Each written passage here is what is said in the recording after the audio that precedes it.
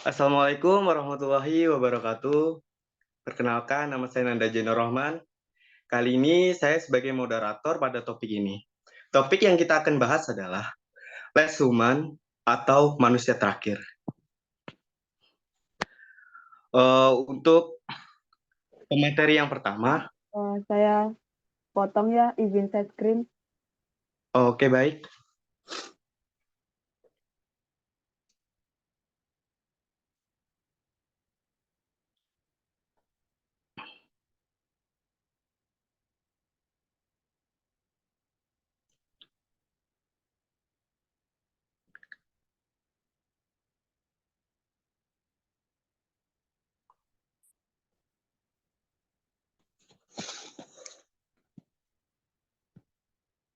Oke, bisa dilanjut, Mas. Oke, untuk pemateri yang pertama, Mbak Nanda, apakah sudah siap untuk mempresentasikannya? Sudah siap? Siap, Oke Mas. baik, waktu dan tempat dipersilahkan. Oke, sebelumnya terima kasih Mas Nanda Zainur Rahman udah mempersilahkan waktunya buat saya sebagai pemateri hari ini. Jadi dari kelompok kita akan membahas tentang The Last Human, yaitu manusia terakhir, jendela waktu umat manusia. Next.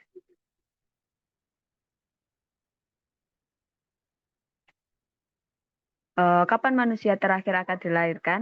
Nah, di sini kita akan membahas manusia terakhir yang ada di yang dilahirkan. Nah, untuk memahami berapa banyak manusia yang akan ada, mari kita lihat berapa banyak manusia yang sudah meninggal. Manusia modern mulai ada sekitar 200.000 tahun yang lalu. Mereka dengan unik dan mahir dalam pembuatan peralatan, bercerita, berpikir abstrak, membuat rencana, dan bekerja sama dalam kelompok besar jauh dari keluarga dekat mereka. Ada berapa banyak manusia di masa lalu? Jumlah kita tidak banyak, makanan langka, bertahan hidup susah, dan angka harapan hidup rendah. Butuh 150.000 tahun bagi umat manusia untuk mencapai jumlah 2 juta. Perkembangan secara bertahap berujung pada revolusi pertanian. Bisa dibilang perubahan terbesar dalam sejarah kita. Nah, disinilah saat jumlah kita bertumbuh pesat, butuh 10.000 tahun lagi untuk mencapai 300 juta. Pengaruh hadirnya revolusi industri. Nah, pada tahun 1800 jumlah kita 1 miliar. Populasi manusia berlipat ganda hanya dalam waktu 120 tahun. Lalu berlipat ganda lagi 50 tahun setelahnya. Saat ini jumlah kita kira-kira 8 miliar. Totalnya dalam kurun waktu 200.000 tahun. Sekitar 117 miliar manusia dilahirkan dan terus hidup.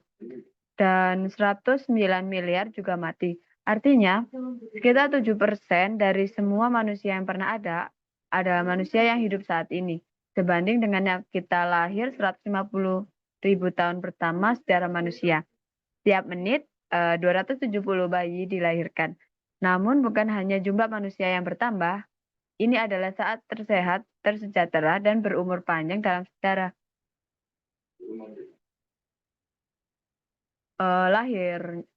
Kelahiran merosot dampak dari meningkatnya taraf hidup.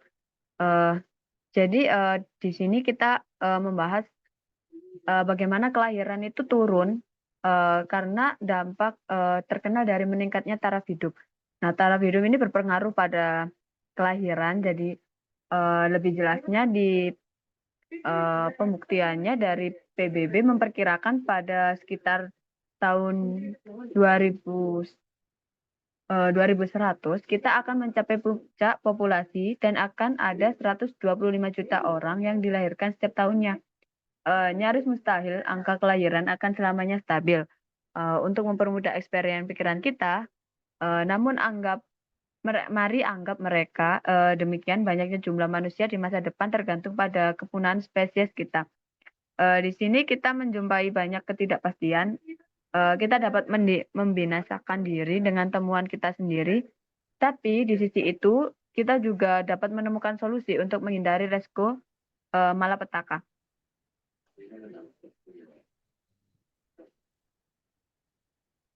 Oke, Cara-cara baik, oh, Mbak Nanda, cukup. Kita lanjutkan ke pemateri kedua, Mas Julian. Apakah sudah siap?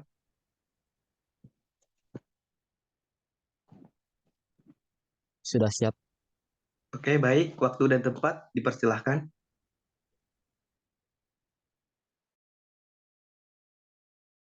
Cara-cara dapat dilakukan untuk mengimbangi pertambahan jumlah penduduk.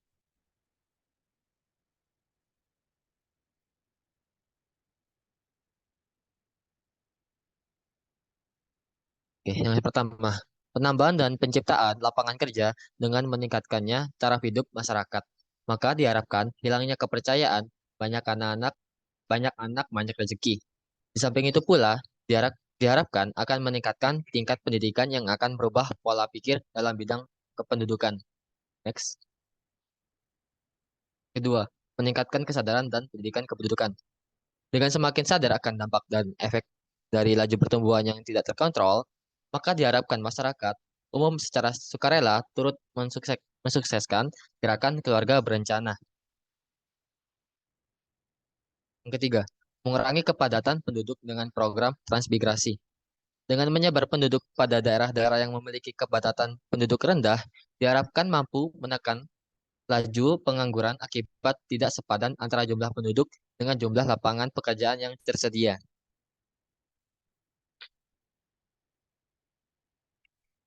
Yang keempat, meningkatkan produksi dan pencarian sumber makanan. Hal ini untuk mengimbangi jangan sampai persediaan bahan pangan tidak diikuti dengan laju pertumbuhan. Setiap daerah diharapkan mengusahakan swasembada pangan agar tidak ketergantungan dengan daerah lainnya.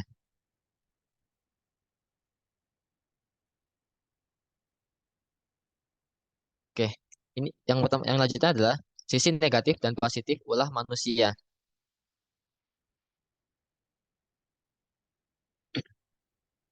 Kita dapat mengubah arah asteroid pembunuh planet, tapi kita juga menciptakan senjata nuklir. Kita menemukan antibiotik, tapi juga membawa penyakit ke seluruh dunia dalam hitungan hari. Sistem industri kita memberikan taraf hidup tinggi, tapi juga mengubah atmosfer saat melakukannya. Sulit dikatakan apakah kecerdasan manusia akan memperpanjang atau memperpendek usia spesies kita. Jika keadaan berubah buruk, akhir dari spesies kita akan datang tiba-tiba. Tapi, jika kita berhasil menghindarinya, kita bisa tetap bertahan dalam waktu yang lama. Jadi, setiap hari kita tidak menghancurkan diri, dapat menghasilkan kehidupan bagi manusia yang tak terhingga jumlahnya.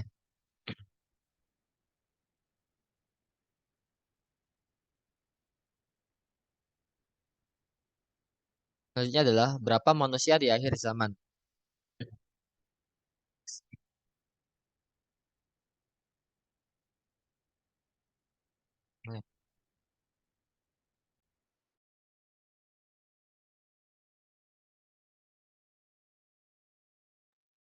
Oke, selanjutnya adalah skenario 1.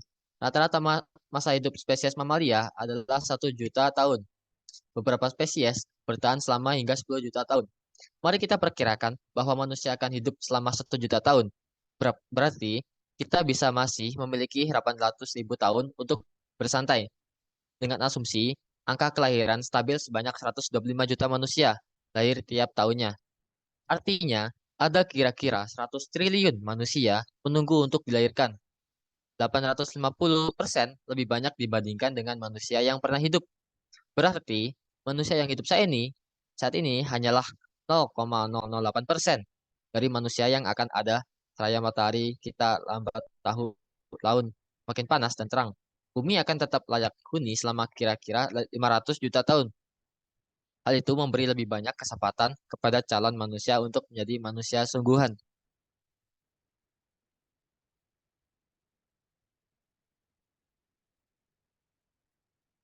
Skenario 2. Manusia akan meninggalkan bumi kita berawal dari manusia menyembah bulan. Menjadi manusia berjalan di bulan. Siapa yang tahu seberapa jauh kita bisa pergi? Jika kita tidak punah dalam beberapa abad ke depan, gagasan yang tampak mustahil saat ini menjadi pertimbangan serius. Jika kita percaya bahwa kita berkesempatan untuk bertahan selama jutaan tahun, kita bisa meluas ke planet lain atau ke dunia buatan kita sendiri. Oke, baik, Mas Julian, terima kasih untuk Baik, presentasinya. Kita lanjutkan sama-sama. ke Mas Vicky. Apakah sudah siap untuk mempresentasikannya? Oke, sudah siap. Tapi mohon maaf sebelumnya, karena saya sedang ada di perjalanan, saya izin mematikan kamera ya, takut mengganggu audiens yang lain juga. Oh, Oke, baik. akan saya mulai ya, Mas Baik, Nanda. Dan siap. di bab Silakan. selanjutnya ini ada bab tentang kehidupan membutuhkan 3 hal. Yang pertama permukaan, yang kedua ada sumber daya, dan yang ketiga ada energi. Bisa tolong next. Nah, dari 3 bab ini, next Mbak Nanda. Kita mulai dari yang sumber daya dulu mungkin ya. Karena matahari di sini itu termasuk salah satu bagian dari sumber daya. Matahari kita menyediakan energi selama miliaran tahun dan begitu banyak air dan mineral yang melayang di asteroid dan sabuk Kuiper hingga kita bisa memenuhi kebutuhan berkali-kali lipat jumlah populasi kita saat ini. Alih-alih tinggal di muka planet, kita dapat membangun dunia dan habitat buatan. Next. Melimpahnya sumber daya dan energi, kita dapat menguji berbagai jenis peradaban dan gaya hidup. Peradaban yang saling berhubungan mencakup tata surya, dapat menciptakan dasar kehidupan bagi individu yang tak terbilang jumlahnya. Jauh lebih banyak daripada menetap di bumi, bahkan jika kita hanya hidup selama beberapa juta tahun. Next. Nah, ini skenario 3 lanjutan dari penjelasan Mas Julian tadi ya. Orang-orang meninggalkan tata surya. Meski tata surya amat besar, ini hanyalah satu di antara miliaran tata surya di galaksi Bima Sakti. Jadi Bima Sakti ini garis besarnya itu seperti seluruh isi semesta gitu. Jika orang-orang di masa depan dapat mengkoloni, anggap saja 100 miliar bintang dan hidup di sana selama 10 miliar tahun, dengan tiap koloni kelahiran 100 juta orang setiap tahunnya, maka diharapkan ada sekitar 1 oktilun jiwa yang akan hidup di masa depan. Oktilun adalah angka 1 dengan 29 nol 100.000 triliun. Oke, next. Jadi banyak sebelum masuk kesimpulan, coba ke slide selanjutnya Mbak Nanda.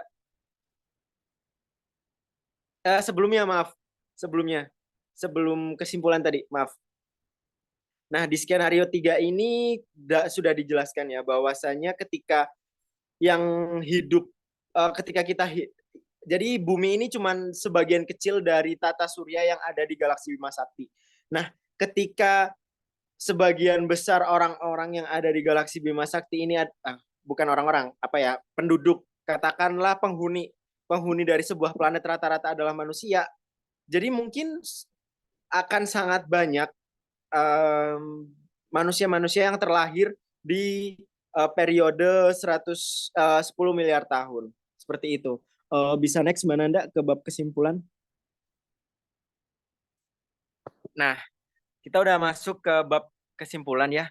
Yang jelas, jika kita tidak menghancurkan diri dalam beberapa abad atau milenium, hampir semua manusia yang akan hidup bakal hidup di masa depan.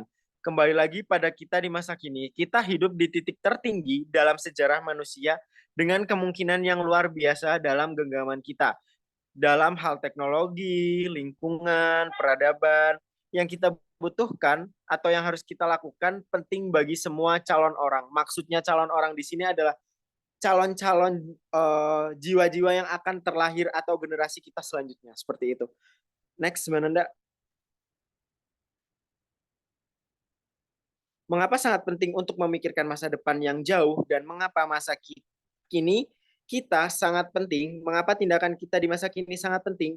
Jadi untuk penjelasan ini sebenarnya sederhana. Secara garis besarnya gini, ketika kita memikirkan masa yang sedang kita jalani saat ini, tentu masa depan yang akan kita jalani juga akan berubah, berbeda gitu. Jadi akan saling berhubungan antara masa kini dan masa depan, seperti itu. Next.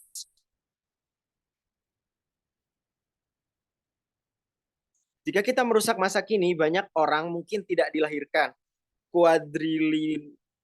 liunan calon manusia ada di tangan kita. Meskipun dengan perhitungan konservatif, sejauh konservatif itu lebih ke seperti hitung-hitungan yang kayak di atas kepala aja, tidak terhitung secara tertulis seperti itu. Sejauh ini calon manusia adalah pihak mayoritas dan pihak paling dirugikan. Seseorang yang mungkin akan dilahirkan dalam 1000 atau 1 juta tahun di masa depan sangat mengandalkan kita di masa kini akan keberadaan mereka. Jadi itu tadi yang saya maksudkan, ketika kita memikirkan masa kini, maka masa depan juga akan saling berhubungan seperti itu. Ketika masa kini kita rusak, masa yang sedang kita jalani rusak, masa depan kehidupan di masa depan yang akan dilanjutkan oleh generasi-generasi kita itu juga tentu akan rusak seperti itu. Next, Mbak Nanda.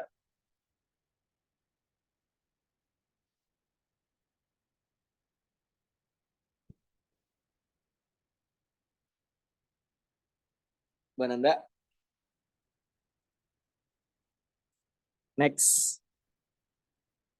Jadi suatu hari manusia terakhir akan dilahirkan. Kita tidak tahu kapan hal itu akan terjadi, namun jika kita mengubah sudut pandang kita dari hidup di akhir sejarah manusia menjadi hidup di awal sejarah manusia, kita tidak hanya dapat membangun dunia yang indah untuk kita dan mereka. Mereka di sini adalah generasi-generasi kita yang selanjutnya. Tapi juga untuk mereka yang tak terhingga jumlahnya. Seperti itu. Next.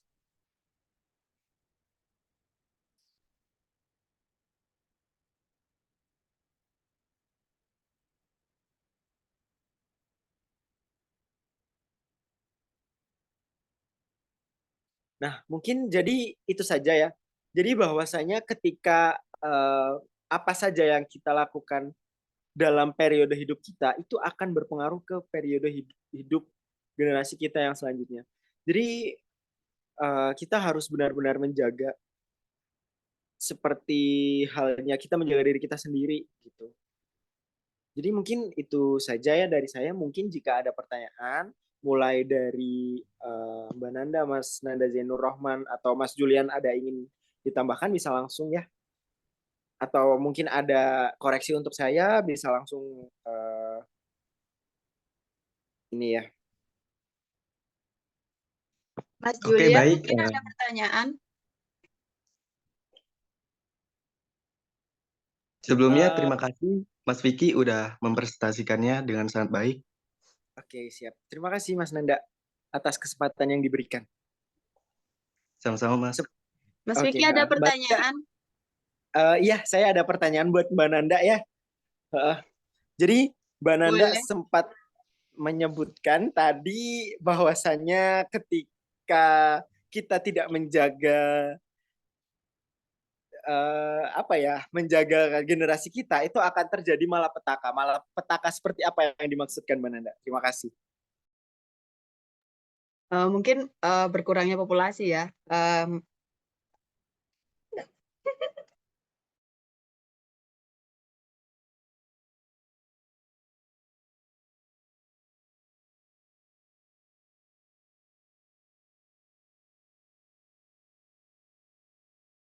Bisa diulang Mas pertanyaannya Mas?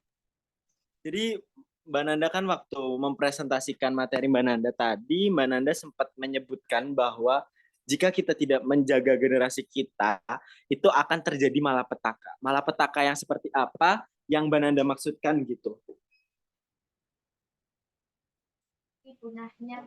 Mungkin seperti populasinya kan berkurang ya, jadinya bisa ada kepunahan gitu mungkin.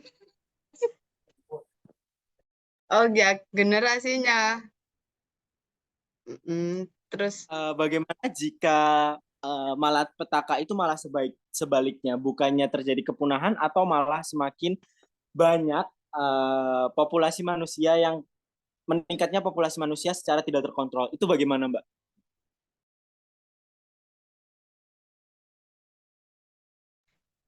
mungkin akan berdampak negatif ya pada kayak kerusakan alam gitu, ekosistem alam jadi terganggu akibat ulah manusia. Seperti mungkin di alam kan populasi manusia bertambah banyak ya, alam jadi rusak kan, berkurangnya, terus bisa Contoh kayak Oke, jadi mungkin lebih ke merusaknya alam gitu ya Mbak Nanda ya. Ketika populasinya kita semakin meningkat, otomatis kebutuhan pangan kita semakin meningkat juga dan itu akan memasok kita harus memasok eh, bahan pangan kita seperti itu ya. Jadi kembali ke perusakan alam juga ya. Oke, oke. Siap Mbak Nanda, terima kasih ya atas jawabannya.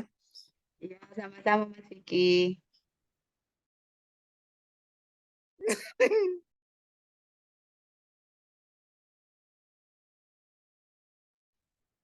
Mungkin Mbak Nanda ada yang Ini Mas Julian ada yang ditanyakan tentang ditanyakan? dari Julian atau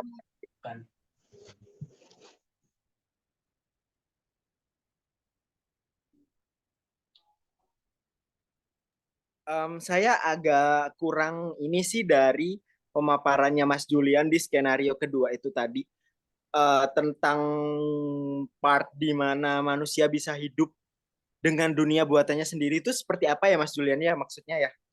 Boleh dipaparkan Mas?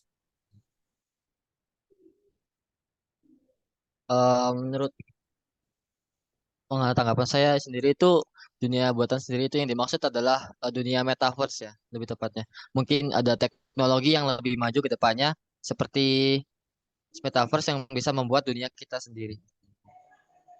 Oh Bisa jadi kita hidup di internet hmm, gitu or what? ya, Oh kita hidup di internet. Oke. Oke. Thank you Mas Julian. Terima kasih Mas Julian atas jawabannya yang sangat luar biasa.